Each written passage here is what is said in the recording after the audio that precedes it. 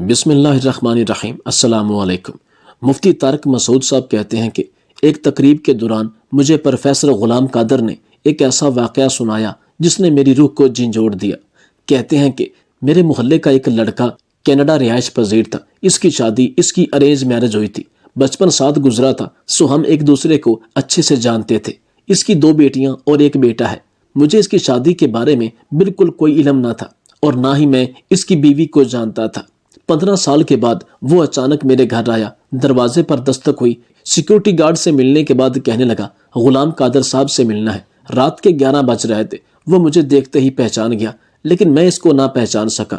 خیر، جب کچھ وقت قربت ہوئی تو اس کو پہچان گیا۔ عرفان صاحب آپ آج اچانک گلے لگایا۔ وہ بالکل بدل چکا تھا۔ سر کے بال جھڑ چکے تھے، گنجا پن آ چکا تھا، چہرے کی رونق جا چکی تھی، ماتھے پر بال نمایاں تھے۔ مجھے دیکھ کر بولا، غلام قادر صاحب آپ تو بالکل نہیں بدلے، جیسے 15 سال پہلے تھے ویسے ہی ہو۔ میں مسکرایا، نہیں جناب، ایسی بات نہیں ہے، صرف ظاہری شکل نہیں بدلی، باقی دل، احساس، سوچ، خیالات سب کچھ بدل چکا ہے۔ خیر، میں نے اس کو بٹھایا، چائے پلائی۔ اس کا لہجہ کچھ دھیما ہونے لگا۔ میری آنکھوں میں دیکھ کر بولا، غلام قادر مجھے گناہ کی معافی مانگنی ہے۔ میں دل میں سوچنے لگا کہ کون سے گناہ کی معافی، یہ کس کی بات کر رہا ہے؟ میری سمجھ میں کچھ نہیں آ رہا تھا۔ اچانک اس نے دوبارہ یہی سوال دہرایا تو میں مسکرایا۔ عرفان صاحب کیسا گناہ؟ آپ کیا کہہ رہے ہیں؟ عرفان اچھا بھلا جوان مرد تھا، چائے کا کپ سائڈ پہ رکھا، آنکھوں میں آئی نمی کے ساتھ کہنے لگا کہ غلام قادر میری شادی ایک بہت پیاری اور پاک دامن لڑکی سے ہوئی تھی۔ ماں باپ نے رشتہ کیا تھا، ابو تو تھے نہیں، امی کو انکار نہ کر سکتا تھا کیونکہ یتیم کا دکھ تم سمجھ سکتے ہو، اور ہماری ماں نے بازاروں میں چنے، نمکو پاپڑ وغیرہ بیچ کر مجھے جوان کیا تھا، تو انکار کر نہیں سکتا تھا۔ رشتہ ہوا، شادی ہو گئی۔ وہ بہت اچھی شکل و صورت کی مالک تھی، لیکن ہماری سوچ مختلف تھی۔ اکثر اوقات ہماری گھر میں چھوٹی چھوٹی بات پر نوک چوک ہوتی رہتی تھی۔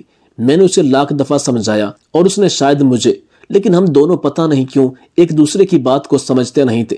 چونکہ میں کینیڈا میں رہتا تھا اور بھی مزدور دوست میرے ساتھ رہتے تھے، ان کے ساتھ رہتے رہتے مجھے دیگر مضر صحت چیزوں کا استعمال بھی کرنا پڑتا تھا، اس لیے شراب پینا میرے لیے عام سی بات تھی۔ لیکن میری بیوی کو سگریٹ اور شراب سے سخت نفرت تھی۔ 1 سال کے بعد ہمارے درمیان بہت جھگڑے ہونے لگے۔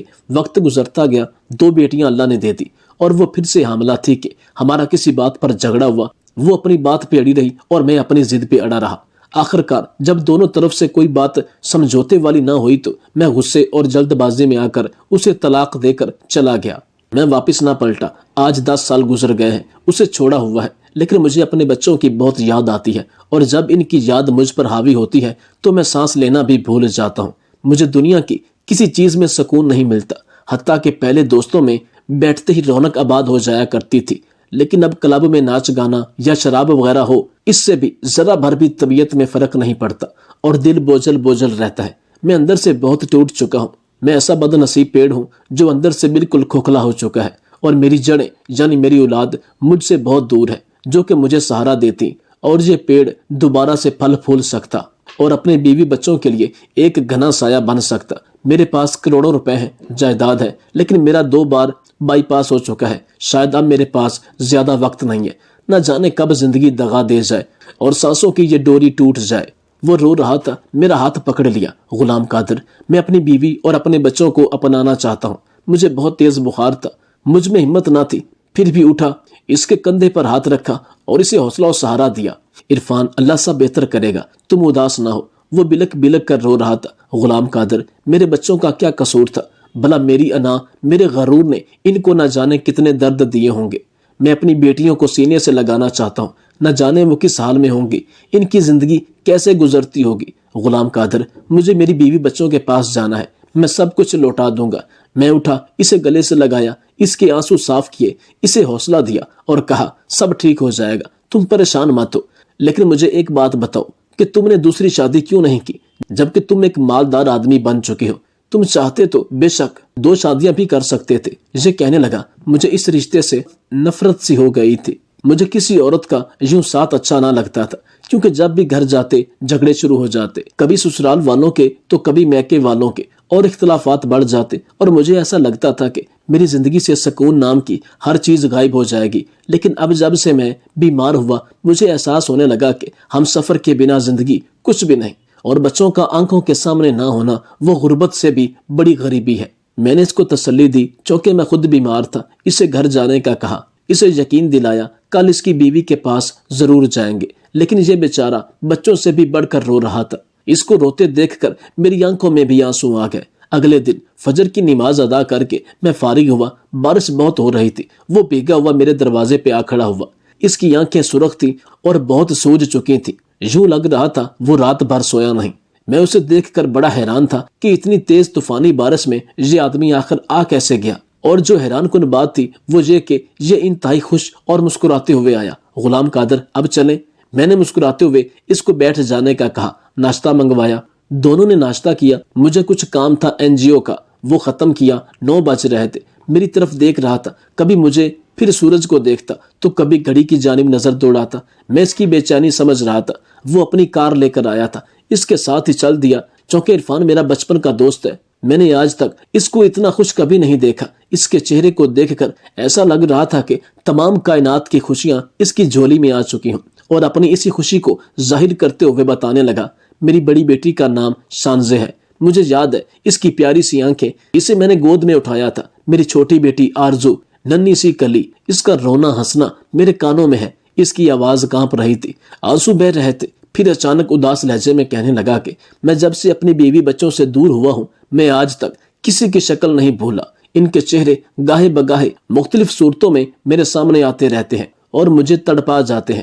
پھر میرے سامنے بار بار ہاتھ جوڑ رہا تھا، غلام قادر مجھے میری بیوی بچوں سے ملوا دینا، میں اپنی بیوی کو منا لوں گا۔ میں سوچ میں گم تھا کہ غصے میں کیے فیصلے جدا تو کر دیتے ہیں، لیکن وقت کے ساتھ پچھتاوا بھی ضرور رہتا ہے، دل میں ایک ٹھیس ضرور اٹھتی ہے۔ دنیا کا امیر ترین انسان اور ہر نعمت رکھنے کے باوجود بھی انسان کا آنگن سونا رہتا ہے، اسے وہ خوشی میسر نہیں آتی جس کی اسے طلب ہوتی ہے، کیونکہ اللہ پاک نے ان رشتوں میں اتنی کشش، اتنی محبت ایثار رکھا ہے کہ ان کے بغیر زندگی کا خوشی سے گزرنا ہرگز ناممکن ہے۔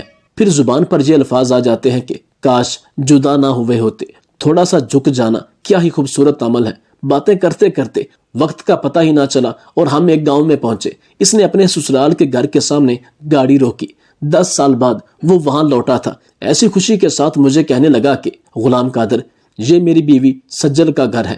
میں اس کی خوشی دیکھ کر یہ اندازہ لگا سکتا ہوں کہ ایسا محسوس ہو رہا تھا کہ اسے دوبارہ سے نئی زندگی مل گئی ہو، اس کے بے جان جسم میں دوبارہ سے روح پھونک دی گئی ہو۔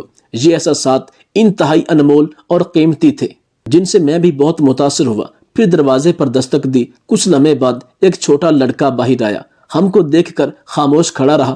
میں نے کہا اپنے پاپا کو بھیجو۔ وہ آہستہ سے بولا، پاپا نہیں ہے، ماں ہے۔ دوڑتا ہوا گھر میں گیا، اتنے میں ایک عورت باہر آئی، وہ عرفان کو دیکھتے ہی پہچان گئی تھی۔ تم یہاں؟ وہ عورت عرفان کی بیوی سجل کی بھابی تھی۔ عرفان رونے لگا، بھابی سجل کہاں ہے؟ بھابی غصہ کرنے لگی۔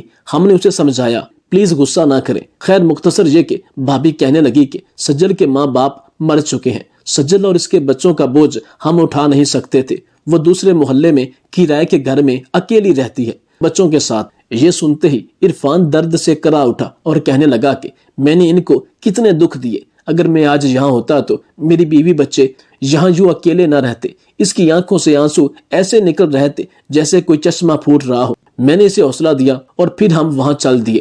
وہ کچا سا مکان، لکڑی کا دروازہ، گھر تو برائے نام تھا، دستک کیا دیتے، اندر داخل ہوئے۔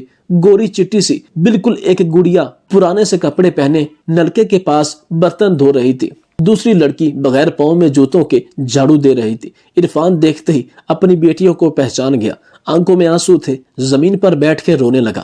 وہ اتنی زور سے رو رہا تھا کہ محلے کے لوگ جمع ہو گئے۔ اپنی بیٹیوں کو اس حال میں دیکھ کر وہ تڑپ اٹھا۔ میری شانزے، میری آرزو سینے سے لگا کر اتنا رویا کہ ہر آنکھ اشک بار ہو گئی۔ وہ بچیاں نہیں جانتی تھی کہ یہ ان کا بابا ہے، وہ بیچاریاں ڈر گئی تھی۔ میں نے پیار سے پوچھا، ماما کہاں ہیں؟ شانزے آہستہ بولی، مما اسکول گئی ہیں۔ میں نے پوچھا، اسکول کیا کرنے گئی ہیں؟ تو وہ انتہائی معصوم سی آواز میں بولی کہ سموسے بیچنے اور صفائی کرنے گئی ہیں۔ یہ سننا تھا کہ عرفان کے درد میں مزید اضافہ ہوا۔ اس کی آنسوؤں کی تعداد آسمان پر بکھرے ستاروں سے بھی زیادہ ہو گئی تھی، جن کو سنبھالنا مشکل ہو گیا تھا۔ یہ کیفیت میں نے اپنی زندگی میں کبھی کسی انسان کی نہیں دیکھی تھی۔ لاچار، بے بسی، خود پہ غصہ، زبان پہ شکوہ۔ میں اسے بڑے زور سے پکڑنے کی کوشش کر رہا تھا کہ کسی طرح اس کو اپنے گلے سے لگا سکوں، لیکن میں بے بس رہا اور کافی دیر بعد اسے چپ کرانے میں کامیاب ہوا۔ کافی ٹائم گزر چکا تھا کہ اچانک سجل ہاتھ میں کچھ برتن پکڑے آئی۔ پرانے سے کپڑے بیچاری کے تن پر تھے، اس کے ساتھ بری حالت میں اس کا چھوٹا بیٹا تھا۔ اس بچے نے صرف قمیض پہنی تھی، شلوار نہیں تھی۔ اس نے جیسے ہی عرفان کو دیکھا وہ غصے سے چلانے لگی، کیا کرنے آئے ہو یہاں؟ ہمارے زخموں پر نمک چھڑکنے آئے ہو یا ہماری بے بسی کی غربت والی تصویر دیکھنے آئے ہو؟ چلے جاؤ یہاں سے۔ اس کی آواز کانپ رہی تھی۔ وہ اپنی بیٹیوں کو پکڑ کر عرفان کو کہنے لگی، میرے گھر سے نکل جاؤ، 10 سال بعد کیا کرنے آئے ہو؟ مر گئے ہو میرے لیے تم۔ اس کی آنکھیں بھیگ گئی تھیں اور گاؤں کا کافی زیادہ ہجوم اکٹھا ہو گیا تھا، لیکن اکثر لوگوں کی آنکھیں نم تھیں۔ مجھے ایسے محسوس ہو رہا تھا کہ یہ گاؤں والوں کے ہی بیٹے اور بیٹی ہیں۔ عرفان سجل کے قدموں میں بیٹھ گیا، پاؤں پکڑ لیے، سجل معاف کر دو مجھے، چل میرے ساتھ اپنے گھر۔ سجل نے انکار کر دیا، وہ کسی صورت بھی واپس نہیں جانا چاہتی تھی۔ عرفان رو رہا تھا، سب لوگ دیکھ رہے تھے۔ میں آگے بڑھا، سجل کے سامنے ہاتھ جوڑے سائیڈ پہ لے گیا، سجل کو سمجھانے کے لیے اسے بتایا عرفان بیمار ہے، وہ موت سے لڑ رہا ہے، وہ زندگی کی بازی ہار رہا ہے۔ مانا اس سے غلطی ہوئی تھی، مانا اس نے ظلم کیا، لیکن یہ بھی تو دیکھو اسے اپنی غلطی کا احساس ہو گیا ہے، وہ کس قدر تڑپ رہا ہے۔ گاؤں کے چند بوڑھے بزرگ اور بوڑھی عورتیں بھی آگے بڑھیں، انہوں نے بھی اسے سمجھانے کی کوشش کی۔ میں نے سجل کو کہا کہ آپ اس کے چہرے کی جانب دیکھو ذرا، وہ کتنا تھک چکا ہے، وہ ہار چکا ہے۔ جانتی ہو کیا، وہ ساری رات نہ سویا تھا، نہ کھایا نہ پیا تھا۔ وہ ساری رات میرے گھر کے باہر کھڑا رہا کہ کل تم سے ملے گا، بچوں سے ملے گا۔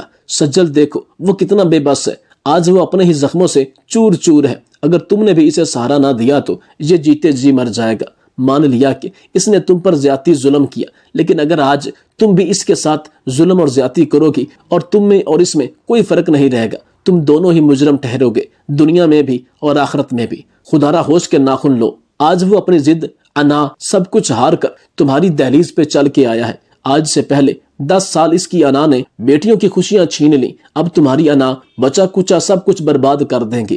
تم دونوں اپنی ضد میں اپنے بچوں کو کیوں بن مانگی موت مار رہے ہو؟ شاید سجل کو احساس ہو گیا تھا، وہ تو جیسے نہ جانے کب سے منتظر تھی عرفان کے آنے کی۔ وہ عرفان کے سینے سے لگ گئی، بیٹیوں کو گلے لگا کر کبھی ہاتھ چومتا، کبھی چہرہ، تینوں بچوں کو سینے سے لگا لیا۔ قصہ مختصر یہ کہ آخر سجل کا ہاتھ پکڑا، کار میں بٹھایا، جانے لگا۔